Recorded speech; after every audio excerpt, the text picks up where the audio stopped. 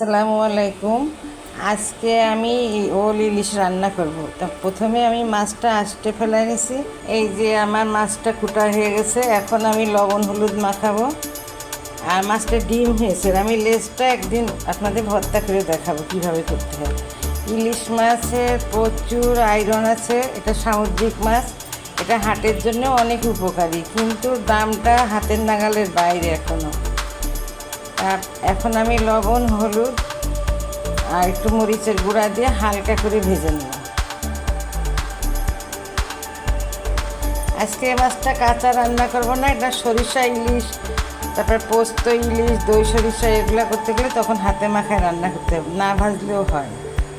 কিন্তু আমি ওল দিয়ে রান্না করব, তো ওই জন্য আমি একটু ভেজে নেব।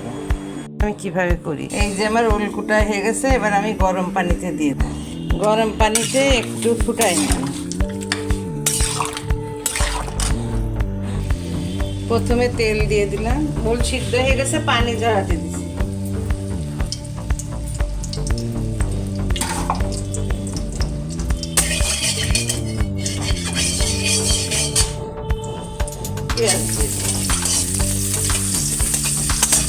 আজকে আর ওলে নারকেলের দুধ দেবো না, ইলিশ মাছ আছে তো ওই জন্য নারকেলের দুধ দিলাম। ওল চিংড়ি রান্না করছিলাম, ওই দিন দিয়েছিলাম নারকেলের দুধ। আর মুরগির মাংস দিয়ে রান্না করলে নারকেলের দুধ দিতে হয়।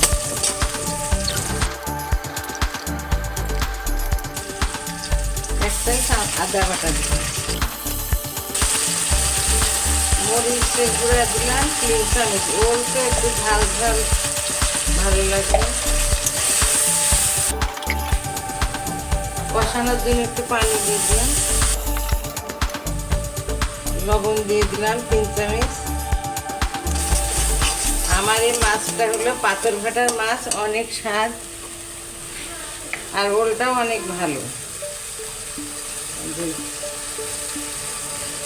1.5 চামচ লবণ দিলাম।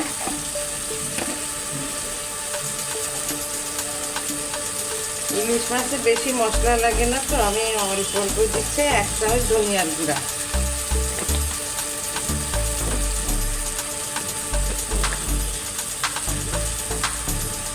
আর অল্প একটু জিরার গুঁড়া।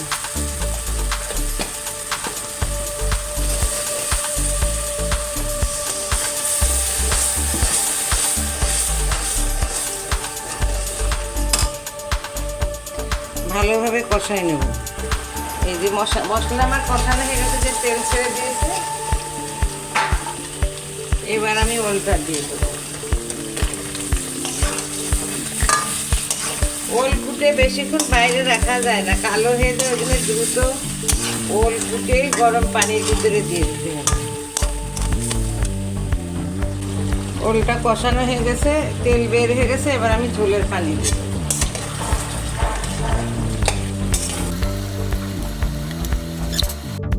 এই যে ওলটা সিদ্ধ হয়ে গেছে, এবার আমি মাছ দিয়ে দেবো।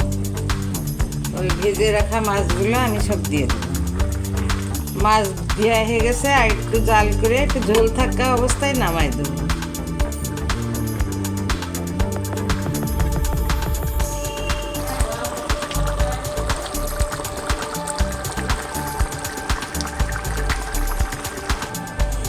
এই যে হয়ে গেছে আমার মজাদার ওল ইলিশ। এবার একটু জিরার গুঁড়া দিয়ে দেবো।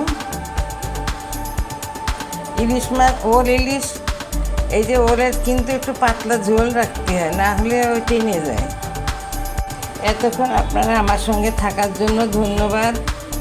আপনারা এইভাবে ওল ইলিশ রান্না করবেন, এটা তো বছরের খাওয়া, সবসময় তো পাওয়া যায় না। আপনাদের যদি ভালো লাগে তাহলে লাইক কমেন্ট আর শেয়ার করবেন, আর সাবস্ক্রাইব করবেন। আল্লাহ হাফেজ। দেখেন ওলটা কত সুন্দর সিদ্ধ হয়ে গেছে।